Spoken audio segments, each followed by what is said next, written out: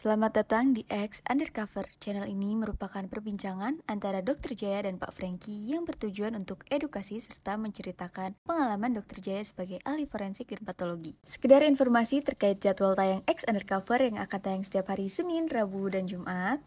Maka dari itu, untuk mendukung channel ini agar selalu memberikan tayangan yang informatif dan edukatif, kalian bisa dukung kami dengan cara like, comment, subscribe, dan share.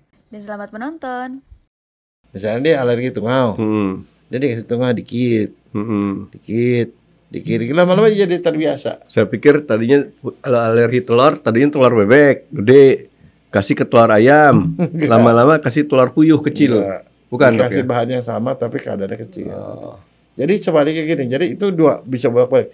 Orang dari tidak alergi bisa jadi alergi, sebelum alergi juga bisa dihilangin. Nah itu bisa berobat ke dokter itu. Dokter itu melakukan namanya desensitisasi. Dokter di Universitas Indonesia kan ada Fakultas Sastra. Masih ada nggak sih dok? Nah, itu judulnya berganti nggak? Fakultas Sastra. FIB kalau nggak salah ya. Ilmu budaya. Iya. FIB. Itu fakultas nomor berapa ya? Dulu kan sastra tuh berapa sih? Sastra tuh 7 ya dok ya? Kan 1 kedokteran, 2 kedokteran gigi, 3 MIPA, 4 teknik, 5 hukum, 6 ekonomi, 7 sastra dok ya, 8 psikologi, 9 FISIP, 10 FKM ya, kesehatan masyarakat ya. Sekarang ada berapa? Perawatan lagi. Sekarang ada berapa sih fakultas? Ada keperawatan juga Pak kan? Udah bisa. Banyak ya. Nah, dokter tahu yang namanya bahasa Sangsekerta. Itu menurut saya ada satu hal yang namanya tuh cukup unik. Kalau misalnya contohnya susila, susila kan tahu dok ya kesusilaan. Kalau dia tidak mempunyai susila, asusila. Kalau dia namanya Arif, berarti orang yang nggak punya Arif. Ya kan dok? Nah, di dalam satu penyakit kedokteran dok ya. Dokter pernah ngomong ke saya, ada penyakit yang depannya huruf A. Ada berapa banyak dok? Anemia, ya kan? Nggak punya anemia. Afasia nggak bisa ngomong. Benar tuh ya, afasia nggak bisa ngomong ya. Terus? Alergi, nggak punya alergi. Nggak punya alergi.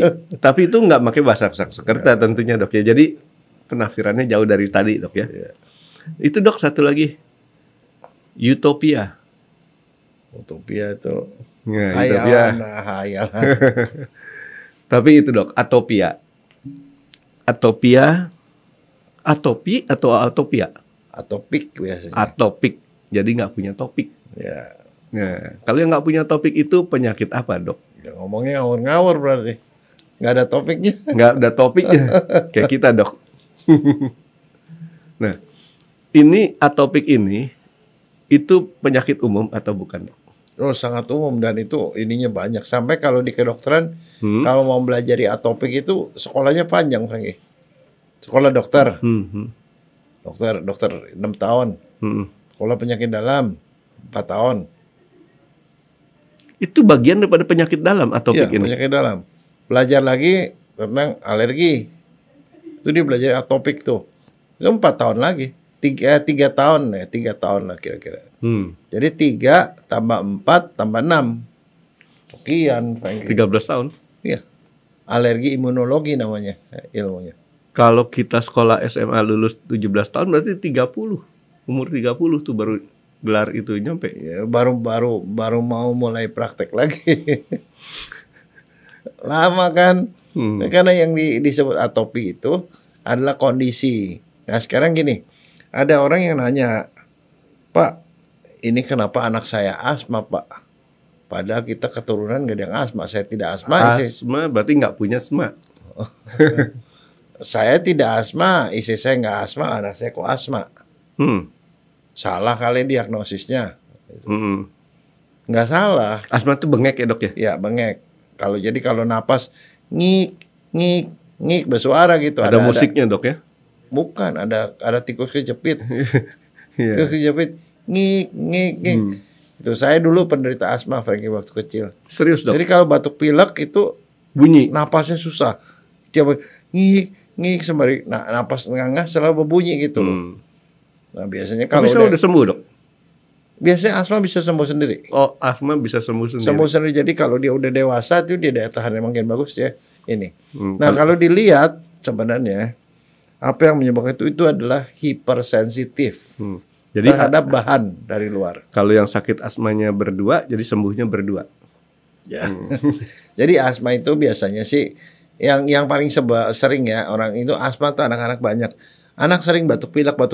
Jangan-jangan bukan batuk pilek, dia bukan infeksi tapi asma. Asma. Dia biasanya kalau orang asma itu ada yang asma terhadap dingin. Jadi kalau malam kedinginan dia bunyi. Ada AC dipasang sepanjang malam itu menjelang pagi dia asma. Nular nggak sih, Dok? Enggak ya. Karena itu di dalam badannya sendiri. Dia hipersensitif. Hipersensitif. Hipersensitif terhadap dingin. Hipersensitif ada yang terhadap panas. Tapi yang paling sering hipersensitif terhadap tungau. Tungau itu sejenis serangga kecil yang bisa dilihat dengan mikroskop. Kakinya ada 6. Ada di ranjang. Hexapoda. Itu termasuk hexapoda serangga ya? Serangga ya, bukan hexapoda. Dia tuh makan dari kulit-kulit yang mati. Kan kalau orang tidur kan pasti dia gesek kulit kan banyak yang mati. Tungau sama tumbila sama nggak sih, Dok? Bukan. Beda. Tumbila kelihatan pakai mata, kalau tungau nggak kelihatan. Mesti mikroskop. Nah, dia makanan kulit-kulit yang mati yang ada di ranjang, ada di bawah ranjang dan segala macam. Jadi kalau ada kamar tidur yang jarang disedot, jarang dibersihin, banyak tungaunya kesedot, dia hipersensitif mah itu. Langsung dia saluran napasnya mengecil. Nempel tuh si tungaunya tuh. Iya, tapi itu kemudian dia mengecil. Dia mengecil jadi berbunyi seperti kayak balon kalau kamu itu lepas kan, tapi dipegang ujungnya. Seperti itu. Nah, jadi asma. Nah, yang diturunkan dari orang tuanya bukan asmanya, tapi atopiknya. Atopik. Alergi. Dia itu punya kecenderungan hipersensitif. Hipersensitif berarti gini, kan kita punya kekebalan. Jadi atopik tuh sama dengan alergi, bukan, Dok? Ya. Oh. Atopik itu alergi. Alergi. Nah, jadi dia itu diturunkan alerginya. Jadi kalau orang tua alergi, anak alergi. Tapi keluarnya alergi itu macam-macam. Kalau orang tertentu keluarnya berupa asma. Pada anak yang lain keluarnya berupa eksim.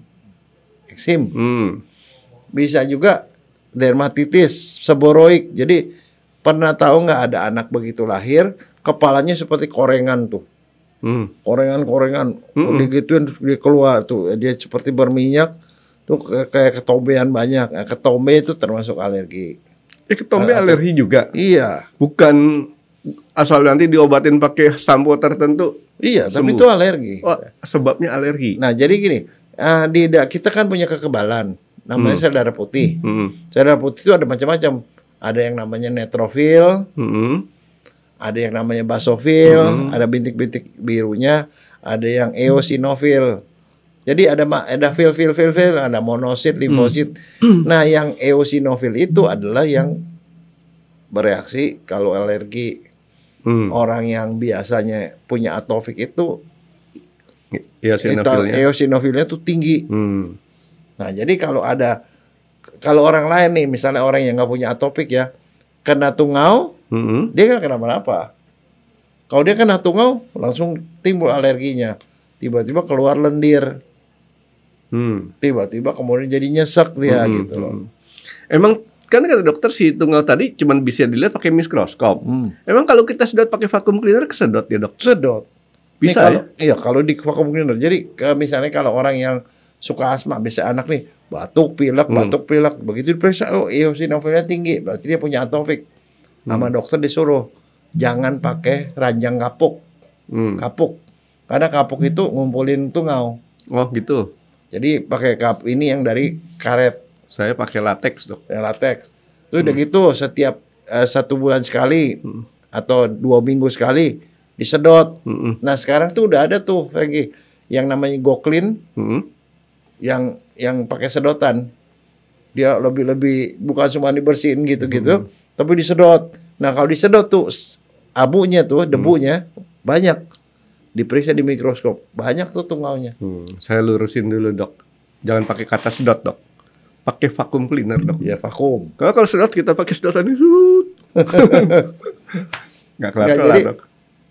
Orang kalau namanya punya atopik itu munculnya bisa macam-macam. Misalnya contoh, saya nih punya atopik. Jadi atopik itu bawaan yang ada di dalam Bawaan kita. di dalam badan, eosinophilnya tinggi. Itu ciri khasnya. Nah, dia gampang kena alergi. Alerginya bisa macam-macam, manifestasinya macam-macam. Saya punya anak yang pertama turun atopiknya, tapi keluarnya jadi asma. Nah, Anak yang kedua, saya turunin atopiknya, tapi dia nggak asma, tetapi dia dermatitis seborrheic tuh yang kepalanya tuh sampai borok-borokan itu loh. Yang lain lagi yang sini alergi obat. Kalau minum Panadol dia bengkak. oh gitu. Nah, yang sini kena eksim. Jadi atopiknya sih cuma satu macam nih dok ya. Macam. Implikasi yang beda nih dok ya. Kasih kemana-mana. Nah makanya saking kompleksnya itu, makanya harus ada sekolah khusus. Sekolah dokter nggak cukup, sekolah penyakit dalam nggak cukup, dia dalemin lagi di situ. Nah dia masuk sekolah namanya alergi imunologi. Nggak boleh pakai Google dok ya. Enggak. Nah sekarang kadang-kadang alergi itu bisa terjadi dari awalnya memang alergi, tapi bisa juga terjadi karena sensitisasi. Misalnya contoh, orang ini tidak alergi dengan telur, tapi setiap hari dikasih telur lagi, lama-lama dia bisa jadi alergi telur. Makan telur dia bengkak, makan telur dia biduran. Biduran. Ada orang yang keluarnya biang keringat, itu atopik juga. Nah, jadi bagaimana taunya? Biasanya makanya harus diperiksa sama dokter, diperiksa. Biasanya yang pertama periksa darah, eosinophilnya tinggi, gitu. Eosinophilnya tinggi. Nah, terus apa lagi? Nah, dikasih di tes alergi. Karena misalnya contoh, ada banyak orang yang alergi, misalnya dia alergi terhadap kacang. Pernah tahu nggak ada siapa yang alergi kacang? Terkenal. Jimmy Carter. Dia petani kacang tapi alergi kacang. Ada yang alergi kalau di luar negeri itu high fever. Kalau lagi musim semi, kan mulai muncul tuh bunga-bunga. Bunga-bunga ada serbuk sari, begitu kena serbuk sari itu badannya bengkak semua. Bengkak, alergi, biduran. Atau batuk-batuk pilek gitu loh. Keluar asma. Nah, itu high fever namanya. High itu kan namanya serbuk. Jadi ada seperti itu. Nah, biasanya ngetesnya gimana? Kita nggak pernah tahu kadang-kadang alergi apa. Caranya ada dua. Itu pergi ke dokter. Nah, dokter kita dibikin lingkaran-lingkaran nih, digambar lingkaran. Ada 20 atau berapa? Lingkaran satu dikasih debu rumah. Lingkaran kedua dikasih beras. Yang ketiga dikasih udang, dikasih apa-apa. Terus diemin. Setelah berapa lama, berapa hari, dilihat yang mana yang merah. Kalau merah, berarti alergi itu. Jadi si atop itu juga turunan tuh dok? Atopinya turunan. Atopiknya turunan. Tapi dia bisa juga kecenderungan turunan gitu. Tapi dia bisa muncul juga atopinya kalau dia terpapar terus-menerus. Jadi atopik ini bisa muncul, bisa nggak muncul. Ya. Nah, jadi itu satu tesnya namanya prick test, prick ditusuk. Jadi dikasih bahannya, dibikin bulat-bulat itu dikasih bahan satu, ditusuk. Nanti yang memerah itu arti alergi. Jadi orang kalau setelah praktek itu tahu, oh dia alergi udang, alergi tungau, ini alergi dingin, ini alergi nasi, beras, yang alergi ini. Nah, kalau dia udah ada alergi, selama dia menghindari barang yang alergi itu, dia tidak akan muncul gejalanya. Atopik itu umum nggak orang punya? Sangat banyak. Banyak. Jadi berapa persen kira-kira dok dari seluruh manusia yang ada? Kita nggak tahu persennya, Franky. Tapi kalau kita sebutin penyakitnya banyak banget tadi. Nggak artinya kita orang hidup ini ada nggak 90%-nya menderita atopik? Enggak sama segitu. Nggak ada ya? Enggak, 60 tapi... dok, saya tawar dok. Tapi maksudnya itu gitu. Nah ada satu tes lagi yang namanya tes PETS test. Jadi prick test. Prick. P-R-I. Kalau PETS itu dia bikin seperti kayak plester. flashernya tuh udah ada tungaunya, ada apa ditempel di belakang sini. Tek tek tek tek. Tadi setelah ditempel bikin dibuka merah nggak? Kalau merah dia alergi tuh. Ada orang yang saking parahnya alerginya banyak sekali. Jadi dia bisa sakit macam-macam. Ada orang kadang-kadang dia alerginya membuat dia jadi jerawatan. Alerginya menyebabkan dia gampang batuk pilek. Alerginya membuat dia sering biduran. Ke puncak nggak bisa, biduran pada bentol-bentol. Bener tuh. Istri saya kalau ke tempat dingin merah-merah tuh dok. Ya itu ada di topi. Ada alergi dia tuh ya. Dia bisa nurun ke anak kamu, nurunnya lain. Ada yang alerginya makanan. Pernah tahu nggak? Saya tuh alerginya banyak saya. Saya asma. Saya alergi makanan. Dulu pernah waktu kecil ya. Saya dikasih makan rajungan. Rajungan tahu ya? Tahu. Kepiting laut. Dimakan ya. Saya pikir sama kepiting biasa nggak apa-apa. Begitu makan tuh langsung kepalanya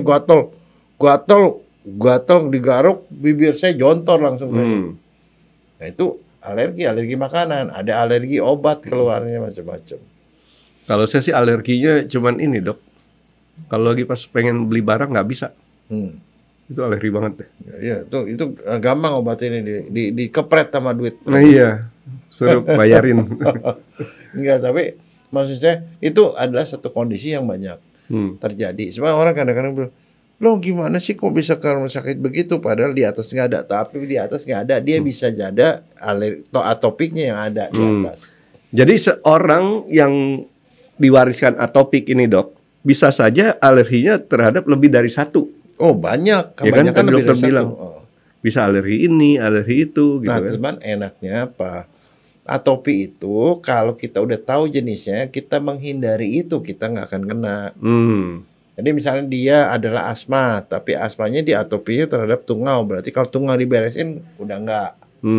Kalau dia alerginya terhadap telur, ya jangan makan telur. Kayak saya pagi-pagi kadang-kadang meler. Itu alergi, Frankie. Itu rinitis. Makanya orang setiap pagi bangkis, haji. Itu alergi. Tungau juga tuh dok ya? Iya. Tapi belum tentu tungau. Bisa karena dingin. Jadi ada 1001 macam alasan orang gitu. Kondisi. Tapi begini, kondisi. Sekarang ini yang begituan itu ada cara yang lebih bagus. Deteksinya di alergi apa bisa pakai gelombang. Pakai gelombang radio, gelombang sekian-sekian. Dari gelombang itu dia bisa tahu alerginya apa. Dan satu lagi bisa juga disebutkan dengan namanya desensitisasi. Kalau tadi kan tadinya tidak alergi jadi alergi, itu karena dia terus terpapar itu. Kadang-kadang kayak orang disebut bilang kadang-kadang gini, jangan makan telur terus nanti lo bisa alergi gitu. Iya, kadang-kadang orang nyebut kayak gitu kan. Itu memang betul pada beberapa orang itu bisa jadi. Tapi sebaliknya juga kalau kita udah tahu alergi itu bisa disembuhkan dengan cara dia sengaja dikasih itu. Tapi dosisnya rendah. Oh. Misalnya dia alergi tungau. Dia dikasih tungau dikit. Dikit. Lama-lama jadi terbiasa. Saya pikir tadinya kalau alergi telur, tadinya telur bebek gede, kasih ke telur ayam. Lama-lama kasih telur puyuh kecil. Bukan dikasih bahan yang sama tapi keadaannya kecil. Jadi sebaliknya gini. Jadi itu dua bisa bolak-balik. Orang dari tidak alergi bisa jadi alergi, sebelum alergi juga bisa dihilangin. Nah itu bisa berobat ke dokter itu. Dokter itu melakukan namanya desensitisasi. Bisa macam-macam dengan obat bisa ngurangin. Terus kemudian sengaja dipaparkan terus menerus sampai sekarang itu bisa dihilangkan dengan radiofrekuensi. Frekuensi radio bisa. Kayak RF tadi dok ya? Ya, radiofrekuensi. Ya, begitu. Jadi nanti kalau misalnya one day kita pasti mungkin akan bahas nanti asma itu apa sih? Ini apa sih kita tahu tuh ada bonggol besarnya di atas tuh atopi namanya. Alergi.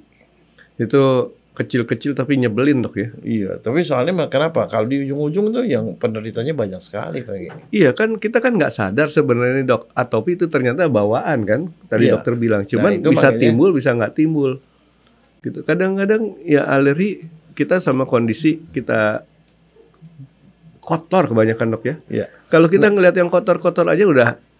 Nah itu makanya kan rumusnya kan fenotip adalah genotip ditambah lingkungan.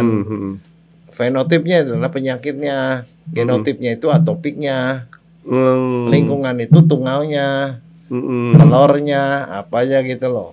Nah itu muncul. Dok, itu kan kita ngomong atopik ada di manusia. Hewan ada juga nggak sih? Ada. Oh, Ada juga sama. Penyakit hewan sama penyakit manusia sama. mirip-mirip aja dok ya. Mirip-mirip. Wah, mesti hati-hati sih Miko nih dok. Soalnya dia kadang-kadang lari hidup. Dikasih makan nggak enak dia nggak mau. Maunya yang enak-enak aja. Itu namanya belagu. Penyakitnya bukan atopik. Dia kalau kita kasih makan cuman waktu masih kecil sih masih baby ya. Kasih makan pelet yang kecil-kecil tuh Royal Canin tuh. Wow, senengnya bukan main. Ya. Begitu udah dikasih sekarang kan campur tuh sama cornet tuh. Cornetnya dia Royal Canin yang gede-gede segini deh. Kalau cuma dikasih itu doang bisa nggak dimakan tuh. Enggak, yang begituan itu sama seperti mendidik itu Makan anak. iya makan anak sama. Ini biasanya ya pokoknya lo nggak makan, gua kagak kasih makan lagi lo, makanlah situ gitu loh. Dipaksa Frankie. Nah, besok saya kerjain. Supaya nanti dia bisa dibawa kemana-mana. Hmm. Ya kan kalau makannya susah dibawa kemana-mana. Saya ada satu yang menarik Frankie. Saya ke Irian. Di Irian tuh ada anak kecil paling umur 5 tahun, 6 tahun. Dia gendong-gendong itu buaya. Anak buaya segini panjangnya. Kira-kira 30 cm. Buaya muara nih dok ya? Iya, digendong-gendong. Saya bilang, kamu piara ini, piara. Iya piara katanya. Kamu kasih makan apa? Saya kasih makan nasi katanya. Jadi itu buaya dikasih makan nasi. Dia nggak pernah dikasih makan daging, Frankie. Ya hidup juga. Iya, hidup orang aja hidup dok. Nah, tapi orang itu hebat ya. Sampai buaya bisa dikasih makan nasi. Saya kan dulu hobikan, sempat hobikan. Ikan pari itu kan ikan laut, Frankie. Ikan laut tapi parinya pari-pari kecil-kecil segede gini. Baby pari. Di air tawar. Saya bilang, kok bisa? Mana ada pari di air tawar? Saya paksa Pak katanya. Diapain? Jadi ikan pari anak itu ditaruh di air. Tapi dicampurin air asin sama air tawar. Lama-lama air asin dikurangi sampai jadi air tawar, Frankie. Jadi ini ikan pari air tawar. Jadi binatangnya bisa dipaksa, Frankie. Itu kemauan hidupnya keras tuh dok. Jadi jangan salah, yang namanya burung aja bisa diajari belajar matematik, Frankie. 7 tambah 5 berapa langsung? Tetek 12 Frankie. Dia ngapalin. Kalau kamu sampai manusia nggak bisa matematik, kalah sama burung. Artinya burung aja dididik bisa, Frankie. Ya tergantung gurunya dok. Hah? Kalau manusia nggak diajarin ya dia nggak ngerti. Tapi kalau gurunya kan ada, burung kan ada gurunya. Dok, balik ke si atopik tadi dok. Atopik itu sebenarnya umum nggak sih dok diderita semua manusia atau hanya di dia termasuk ras tertentu? Bukan. Dia termasuk umum. Umum. Tetapi dia menjadi banyak karena kenapa? Itu karena orang pada kawin, Frankie. Karena misalnya kalau saya satu suami atopik, istri tidak atopik, anaknya separuhnya atopik, munculnya dalam bentuk yang lain. Dia kawin lagi sama yang tidak atopik, itu nyebar lagi. Itu menyebar gara-gara perkawinan, Frankie. Itu bisa dicek dari DNA-nya nggak dok? Atau Enggak, dari nggak usah gennya? DNA, periksa IgE aja. Oh, Kalau atopik IG-nya. IgE-nya tinggi. IG-nya tinggi. Nah terus dok kalau si atopik tadi nih dok, cuman satu aja bapaknya dok, Dia bisa keluar. ke anak ya nanti. Iya. Kadang-kadang kalau anaknya nggak ada yang atopik, nggak ada yang keluar, turun dicuci. Nih dok, nih misalnya nih dok ya, bapaknya punya atopik, dia turunin ke anaknya nih, anaknya kebetulan menjadi alergi duit deh dok. Ada kan dok orang pegang duit tuh kotor, langsung dibersihin dok. Ada. Tapi salah satu yang alergi itu yang parah itu alergi bulu binatang, Frankie. Iya ada. Nah sekarang Bulu burung, bulu binatang, bulu anjing, bulu kucing. sekarang orang yang tadi ini dok, yang anaknya tadi dibikin desensitasi. Nah ini Dia hilang, dia penyakitnya hilang, tapi gennya nggak hilang. atopiknya nggak hilang. Nggak. Oh paham. Nggak, dia bisa turunnya di bawah. Jadi tapi turunnya bisa penyakit lain. Tapi nggak golongan yang atopik, turunnya asma. turunnya bisa alergi makanan, turunnya bisa alergi obat. Ini nggak pernah bakal kelar nih dok kalau cuman kayak gini doang nih dok ya. Makanya Wah. dia selesai kalau dia nggak kawin, nggak ada turunannya. Nggak ada turunannya. Ya tapi itu bukan berarti. Jadi artinya apa? Kalau makan atau apa yang maksudnya jangan terlalu berlebih-lebihan lah. Berlebih-lebihan kamu sensitisasi lama-lama bisa keluar itu alerginya. Tadinya nggak ada juga. Nah timbul tuh kebanyakan berarti dokter tadi salah satu dokter sebutin karena makanan timbulnya tuh dok ya. Makanan, Selain makanan, lingkungan kayak tadi saya sebutin dok. Kamu nggak mungkin kamu misalnya tiba-tiba bisa jadi alergi bulu kucing kalau kamu nggak pernah ada paparan bulu kucing. Ya paparan dikit-dikit lama-lama kamu alergi terhadap kucing. Itu yang tadi saya bilang. Saya tuh punya problem kalau misalnya habis pegang duit. Mohon maaf ya, kalau di Jakarta kan duitnya masih pada kencang-kencang dok. Tapi kalau kita ke daerah, duitnya tuh udah kumel-kumel. Kasih ke saya aja kayak yang gitu Bang. Enggak, saya nggak kasih ke dokter. Saya kasih ke bank dok, tukerin. Nah, itu menyebabkan saya bersin-bersin tuh. Enggak, itu kalau gitu kan bukan dari apa. Di situ tuh banyak kuman Bang. Oh. Kalau kamu ambil tuh ya yang duit yang kotor tuh diambil gitu, kamu taruh di agar, yang nemu kumannya macam-macam Bang.